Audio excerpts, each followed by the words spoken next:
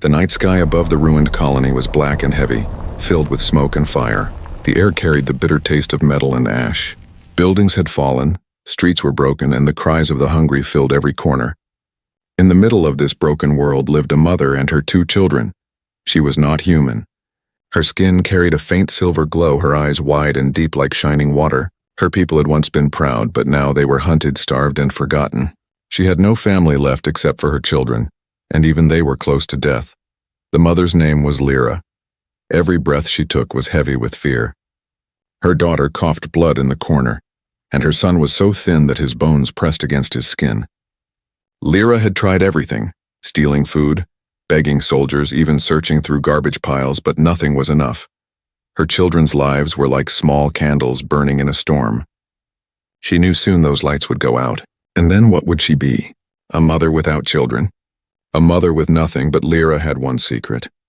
There was an ancient story among her people, a forbidden story. It said that a soul could be sold. It said that in moments of true desperation, when life had no more paths, a mother or father could give up their soul to save the ones they loved. It was not safe. It was not right. But it was possible. Lyra had never believed those whispers. She thought they were myths told by dying priests. But when she looked at her children's faces pale and weak, eyes begging her for life, her heart broke. Myths or not, she would try. On the 3rd night of their hunger, she left the broken shelter and walked into the ruins. Her feet carried her past burned houses, past shattered statues of her people's gods, and past the bones of the forgotten. She followed the directions that had been told in half-whispers. Find the black stone at the edge of the dead river. When she arrived, she saw it. A tall black stone shining under the light of 2 moons.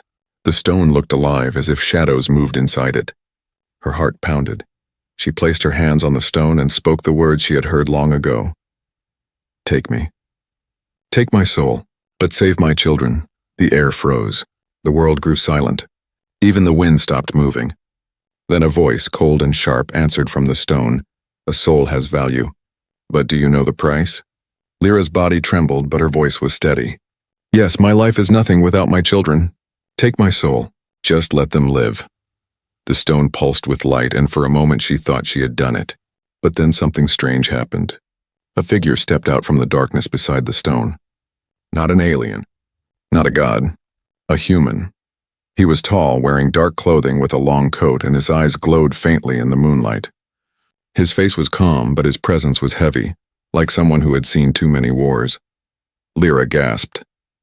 She had heard of humans. To her people, humans were monsters.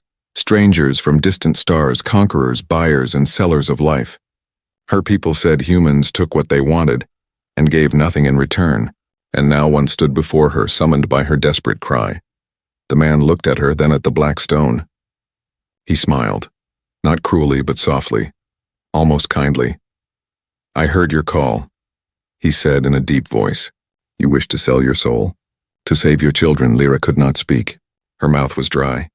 She thought she would see a demon or a spirit, but instead it was a human. The man stepped closer. I will buy it. Her heart stopped. She thought she would faint. A human, buying her soul? She had imagined fire and pain, not this calm voice, not this strange presence. Why would you want my soul? She whispered. The man tilted his head, his eyes studying her carefully. Souls are rare. Souls are powerful. And your soul shines. Lyra felt her knees weaken, but she held her ground. She thought of her daughter's weak cough, her son's empty stomach.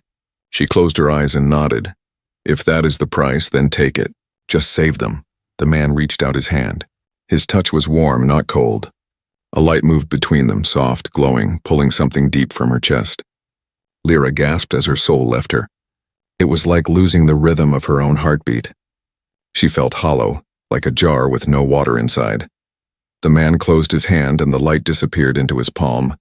He looked at her children's direction and spoke in a voice that felt like law. They will live. They will be safe. That is my promise. And just like that, Lyra felt the world shift. She knew without proof that her children were no longer dying. Their small flames would keep burning. But as she looked into the human's eyes, she felt fear. What had she truly done? Who was this human buyer? And what would he do with her soul? The night carried no answers. Only silence. The ruins of the colony were silent, but Lyra's heart was not. It beat hard, echoing inside her hollow chest where her soul had once lived. She could still feel the warmth of the human's hand when he took it. A single touch and everything she had ever been, her strength, her spirit, her essence was gone, and yet her children breathed. From a distance she could hear faint laughter. Her daughter's cough was softer, her son's voice stronger. The promise had been kept. Relief washed over her, but fear followed close behind. She turned her eyes toward the stranger. The human still stood there, his hand glowing faintly before the light dimmed. His long coat moved slightly in the cold night air, and his boots pressed firmly into the broken earth. He was out of place here, too sharp, too steady, as if the chaos of the ruined world bent itself around him instead of touching him. Lyra swallowed hard. Her voice shook. Who are you? The man looked at her for a long moment, then finally spoke. My name does not matter, he said. His voice was deep, calm, but there was something hidden in it like a current beneath still water. What matters is the deal. I have bought your soul. His words were simple, but they pressed against her like heavy stones. Lyra trembled, her arms tightening around herself. Why? What do you gain from this? He gave a small smile, though it was not mocking. More like a teacher amused by a child's question. Everything has value. A soul most of all. You gave me something priceless, and in return your children will live, she wanted to scream. She wanted to claw the ground and demand her soul back. But she could not. The deal was made. She had agreed. Still, she forced herself to look into his eyes. They were dark but not cruel. They were steady, patient, like a man carrying a burden no one else could see. Lyra's people had always spoken of humans as destroyers, traders of blood and bone, beings who saw the galaxy as a market where everything had a price. But this one was different. He had not demanded her body. He had not taken her children. He had simply kept his word. That was more terrifying than cruelty. The man took a step closer, but his movements were slow, careful as if he did not want to frighten her. You wonder what I will do with your soul? Lyra's throat closed. She nodded. I will keep it, he said, his voice low. For now, she whispered. Her voice cracked on the words. The man tilted his head, studying her the way a scientist studies a rare creature. You think a soul is like a coin, spent once and gone forever. But no, a soul is alive. It has memory, it has light. It can be broken. Or it can be protected, she shivered. She could not understand. Why protect it? You bought it. Why not use it? The human looked past her, his eyes fixed on the stars above the broken colony. Because too many others would destroy it. They see souls as fuel, as tools, as fire for their own greed. I do not. For the first time since the trade, Lyra felt confusion stronger than fear. Her people's stories had always painted humans in black and red as takers and killers.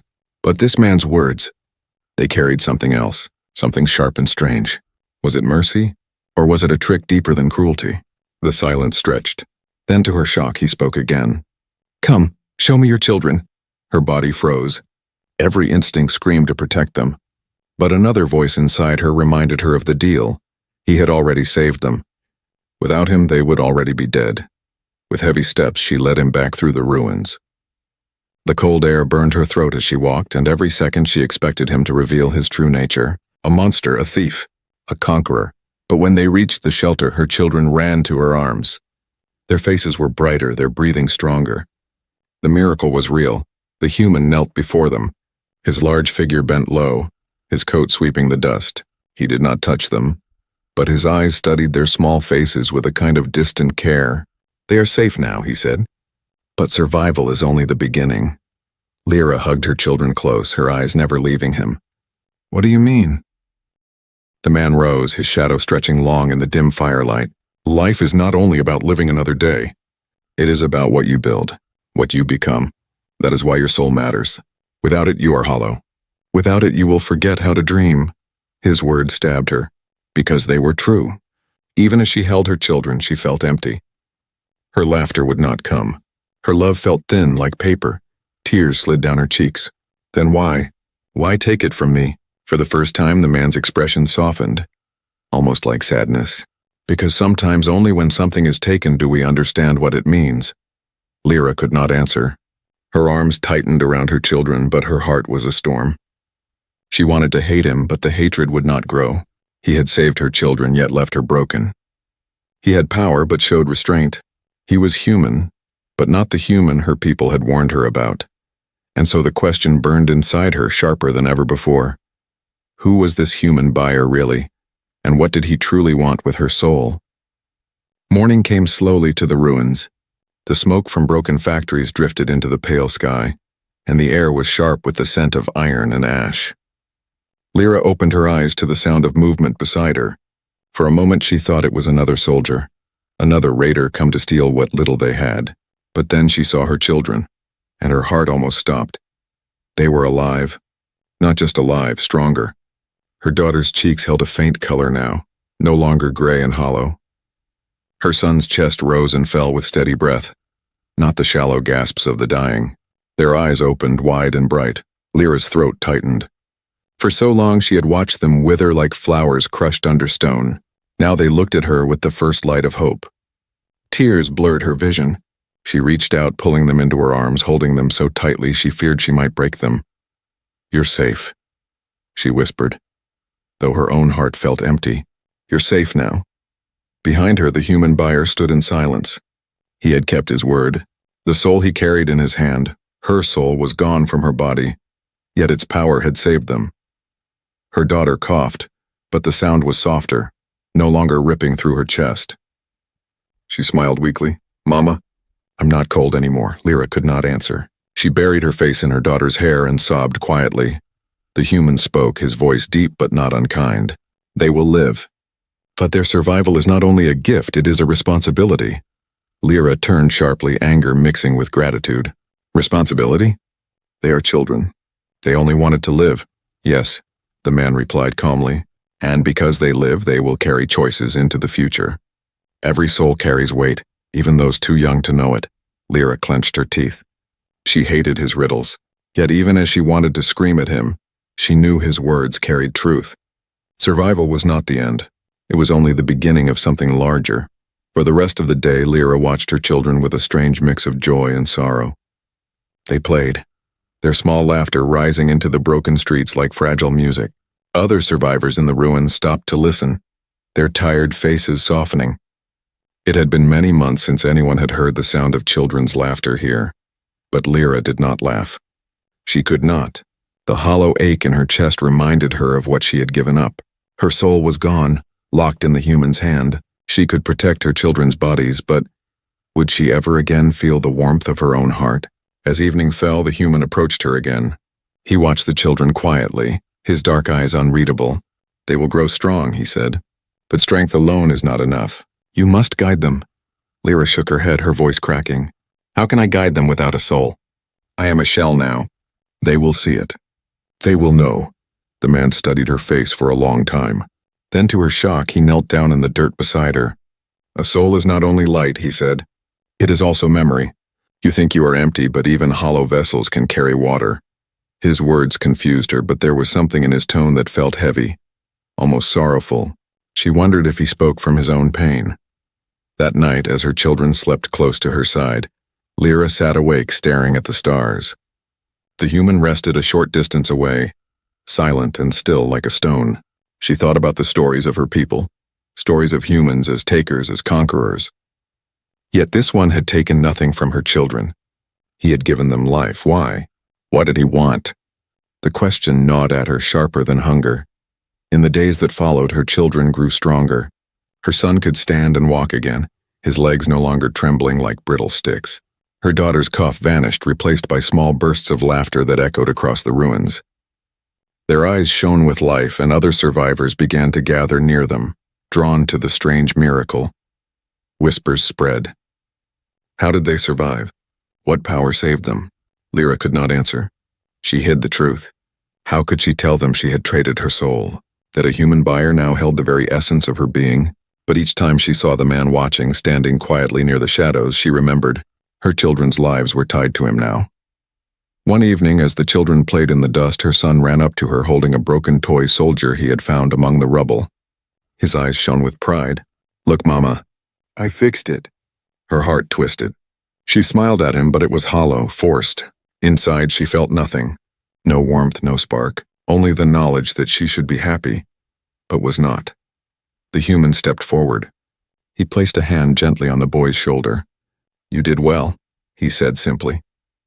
Her son's face lit up at the words. He looked at the man as though he were more than just a stranger, almost a protector. Lyra's chest ached. It should have been her voice that gave her son pride.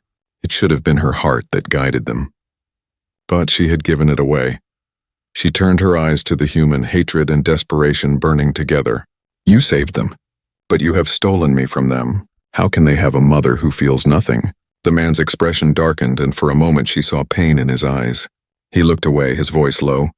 "Perhaps that is something we both must learn." Lyra froze. The words echoed in her mind. What did he mean? What pain did he carry? The night grew darker, but her questions only grew brighter. She had sold her soul, yes, but perhaps the human who held it was carrying a burden of his own. And that mystery, sharp and deep, would not let her rest. The ruins had grown quieter in the weeks that followed. Fires burned lower, smoke lifted into the pale sky, and the endless cries of hunger faded to whispers. But for Lyra, silence was no gift. It only made the emptiness inside her louder. Her children thrived. Her daughter's laughter grew brighter, her son's steps more confident. They ran through broken streets as if the world itself had been rebuilt just for them. To the other survivors, they were a sign of hope. To Lyra, they were a reminder of the price she had paid. Each time she looked at them, her chest ached. She should have been filled with joy, but her soul was gone. She smiled for them, but her smiles were thin. She held them, but her arms felt cold, and always, always the human watched. He never tried to take the children. He never raised his hand against her. Instead, he stayed close like a shadow tied to their lives. Some nights he disappeared into the ruins, returning at dawn with supplies, medicine, water, even tools. Other nights he sat in silence, staring at the stars, his face unreadable. At first, Lyra thought it was another trick. No human gave without taking more, but slowly she began to notice something different. His actions were careful, almost gentle. When her son fell and scraped his knee, the man gave him clean bandages. When her daughter shivered in the cold, he wordlessly handed her a blanket. He asked for nothing in return. Nothing but the soul he already carried. The strangeness of it ate at her. Finally, one evening, she could no longer stay silent. They sat near the burned shell of an old house. The children slept inside, curled in warmth. Lyra stared into the weak fire, the flames trembling in the wind. Her voice broke the quiet. "Why do you stay?" she asked. "You have what you wanted." "My soul, why not leave?" The man sat across from her, the firelight reflecting in his dark eyes. He did not answer at once. Instead, he reached into his coat and pulled out a small object. He placed it in the dirt between them. It was a stone. No, not a stone, something far older. A fragment of metal, etched with strange markings that glowed faintly in the firelight. Lyra's breath caught. She had seen such things before, buried deep in the sacred halls of her people. Relics. Her voice shook. That belongs to my ancestors." The man nodded slowly. "Yes, your people are not the first to suffer. They were not the first to sell what should never be sold." Lyra frowned, her hollow chest tightening. "What do you mean?" His gaze lifted to the sky, to the endless spread of stars. "Long ago, before humans traveled the galaxy, we lived on a single world. Our wars nearly destroyed it. We fought, we burned, we poisoned our own skies. In those days, some believed they could trade their very humanity for survival. Not their souls, but their freedom, their hope.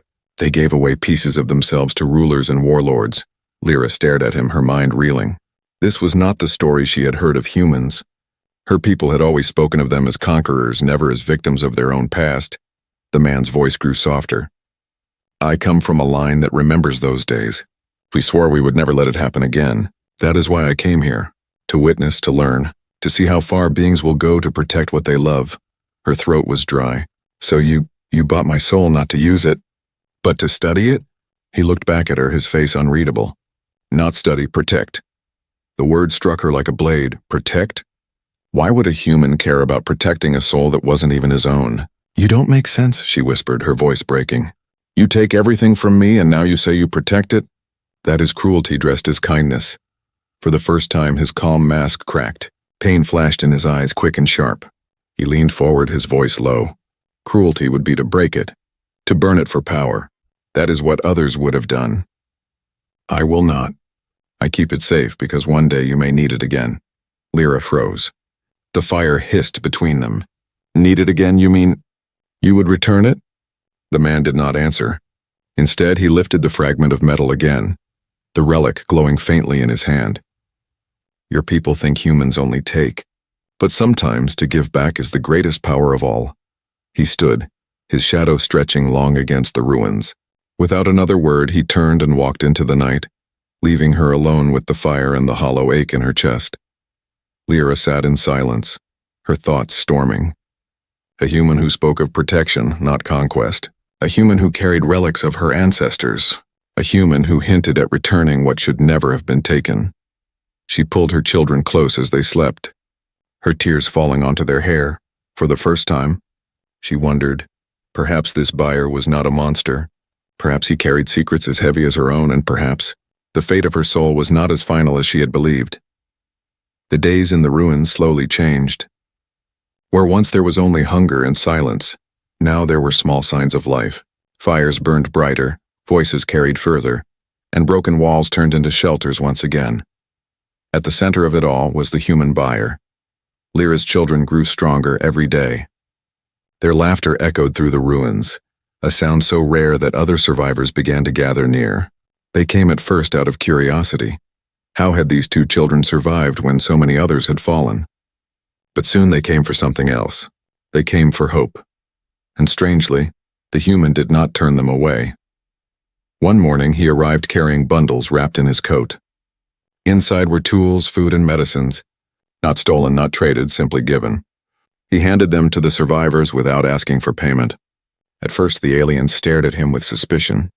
A human giving freely? Impossible. But he only said, "Survival must be shared or it is wasted." Whispers spread quickly. He is not like the others. This human is different. Lyra watched, her hollow chest tight with confusion. Each act of kindness should have eased her fear. Instead, it deepened it. What kind of human gave without taking? What kind of buyer saved children and healed strangers? It was unnatural, and that made it dangerous. Yet she could not deny the truth before her eyes. Survivors who had been close to death now lived because of him. Families that had lost all hope now built small fires and shared meals again. The ruins were no longer silent. They were alive. One evening, as the sun set behind shattered towers, Lyra saw the human kneeling in the dust with her son. The boy held a piece of broken machinery, something rusted and sharp. The man showed him how to twist wires together, how to fit pieces like a puzzle until they became whole. Her son's eyes glowed with wonder. "It works," he shouted, holding up the small repaired light. The human's lips curved into the faintest smile. Yes, even broken things can shine again. The word struck Lyra like a blade. He was teaching her son not just to survive, but to rebuild. She wanted to thank him, but when she opened her mouth, no words came. The hollow inside her chest swallowed them all. Later that night, when the children slept, she confronted him. "You confuse them," she said, her voice sharp. "You make them trust you, but why? What do you gain from this?" He looked at her, his dark eyes calm. "Do you believe kindness always hides a trap?" "Yes," she hissed. "Because nothing is free, especially not from humans." He tilted his head, studying her as though weighing her words. Then softly he asked, "And yet you gave me everything freely. Was that a trap?" Her breath caught. She wanted to answer, but the truth tangled her tongue. She had given him her soul. She had begged him to take it. And in return her children lived. Was that kindness? Or cruelty? She did not know anymore. The man turned his gaze to the stars. "I do not give because I want something. I give because I know what it is to have nothing." For the first time, Lyra heard pain in his voice. Not just sorrow, pain that came from memory. Pain carved deep. She stared at him, her anger softening into confusion. Who was he, really?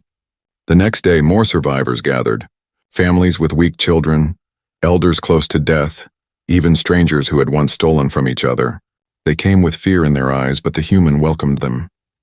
He shared medicine, taught them to filter water, and showed them how to repair broken shelters with simple tools. The ruins began to change. A place once filled with shadows now carried the faint glow of community. But the whispers grew louder too.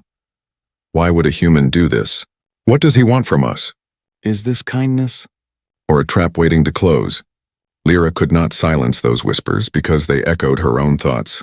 Still, when she looked at her children's faces, when she saw their health returning, when she heard their laughter fill the broken streets, she could not deny what the man had done. He had given them back their future, and yet her chest remained hollow. Without her soul, she could not feel the joy fully.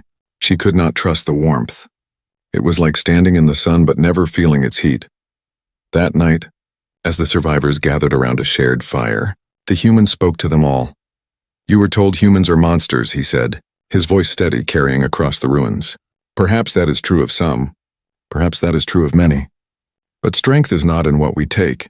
Strength is in what we give. If you wish to live, then learn this. Survival alone is not enough. You must build. You must hope. Or you will only die slower." The aliens listened in silence. No one argued. His words cut deep, not because they were cruel, but because they carried truth.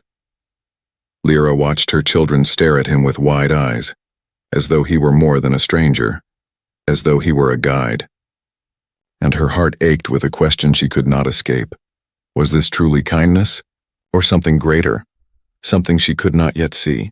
As the fire burned low and the stars turned above, she felt the weight of the mystery grow heavier. She had sold her soul to save her children, but the man who held it did not act like an owner. No, he acted like a protector, and that twist of kindness was more frightening than cruelty could ever be. The ruins were no longer silent. Fires glowed in the streets. Voices of survivors rose like a chorus, and for the first time in many years, life returned to the broken colony. Children played. Elders told stories. Families shared food. And at the center of it all stood the human buyer. He gave without demand. He taught without pride. He carried himself like a soldier, yet his hands built more than they destroyed. But Lyra could not rest. Even as her children laughed, even as they grew strong, the hollow place inside her remained. Her soul was gone. She was still only a shell. One night, when the stars hung low and silver over the ruins, she sat alone by the fire. Her children slept nearby, their faces peaceful in the glow. She stared into the flames, her hands trembling. That was when she felt his presence, the human. He stepped out of the shadows and sat across from her. The firelight touched his face, showing lines of weariness, of sorrow buried deep. He watched her in silence for a long moment before he spoke. "You hate me for what I took." Lyra did not deny it. Her voice was sharp. "You took everything that made me alive. You saved my children, yes, but you left me as nothing. How can I forgive that?" He nodded slowly, as though he had expected the words. "And yet, you do not understand what I truly hold." From within his coat, he pulled out something small, something glowing faintly in the darkness. Lyra's breath caught. It was her soul. The light was soft, like a candle burning in his hand. It pulsed gently, as though it still remembered her heartbeat. Her body shook. Her voice broke into a whisper. Why show me this? To torment me?" The man's eyes softened. "No, to return it." Her mind froze. The fire seemed to die, the air around them growing still. "Return?" He placed the glowing fragment carefully in the air between them. It hovered, suspended like a star. His voice was calm but heavy with meaning. "A soul should never be owned. Not by me, not by anyone. It belongs only to the one who carries it." Tears filled Lyra's eyes. Her hands trembled, reaching out, but she pulled back, afraid. Why? Why give it back? "You could keep it. You could use it. My people say humans never return what they take." A shadow of pain crossed his face. "Your people are right about many humans, but not about me." He looked into the fire, his voice growing quiet. "I once had someone who gave everything for me. She gave until she was empty. I could not return what she lost, and I swore, never again would I let sacrifice be the only answer." His words cut through her like a blade. For the first time, she saw not a conqueror, not a buyer, but a man carrying grief too heavy for one life. The soul still hovered between them, glowing brighter now as if it longed to return. Her tears fell freely. She whispered, "If you give it back, what will you have?" The man met her eyes. "I will have what I need. The proof that kindness is stronger than greed. The proof that not all humans are monsters." Her chest ached. the hollow place burning with longing. Slowly, carefully, she reached out. Her fingers brushed the light, and in that instant warmth flooded through her, her breath caught. Her heart pounded. She felt everything at once, the weight of her love, the depth of her grief, the fire of her hope. Laughter, sorrow, memory, all of it returned. She gasped and fell forward, clutching her chest as though her heart would burst. The emptiness was gone. Her soul was hers again. She looked at him, her eyes wide with shock and wonder. Why? You could have kept it. You could have owned me forever. He shook his head, his face calm but firm. Owning another's soul is not strength. Returning it, that is. For the first time, Lyra felt true warmth spread through her chest. She wanted to thank him, to fall to her knees in gratitude. But words were too small for what she felt. Instead, she whispered, "You are not what they told us humans were." His lips curved into the faintest smile. "And perhaps your children will grow up knowing a different story." Silence fell again, but it was not heavy. It was soft, peaceful. The fire crackled. The stars turned overhead. Her children stirred in their sleep, and Lyra looked at them with new eyes. Her love for them burned brighter, no longer hollow. She felt whole. She felt alive. And as she looked back at the human, she realized the truth. He had not bought her soul to keep it. He had bought it so he could give it back. That was his secret. That was his kindness. And it was more powerful than any cruelty could ever be. The night was still, and the stars stretched endlessly across the sky. The ruins of the colony glowed with the soft light of fires, voices murmuring gently in the distance.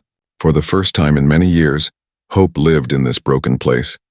And Lyra, once hollow, once empty, sat beside her children with her soul returned. Warmth filled her chest again, a warmth she thought she would never feel. When her son laughed, she felt joy. When her daughter curled into her arms, she felt love so deep it made her tremble.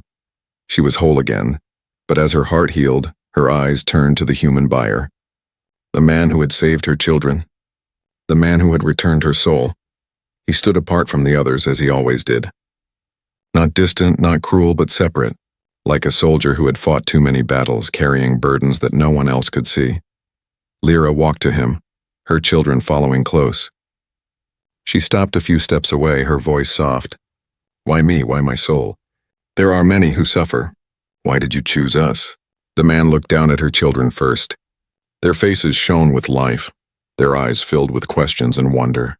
His voice was quiet when he answered, "Because a mother's love is the strongest force in any world.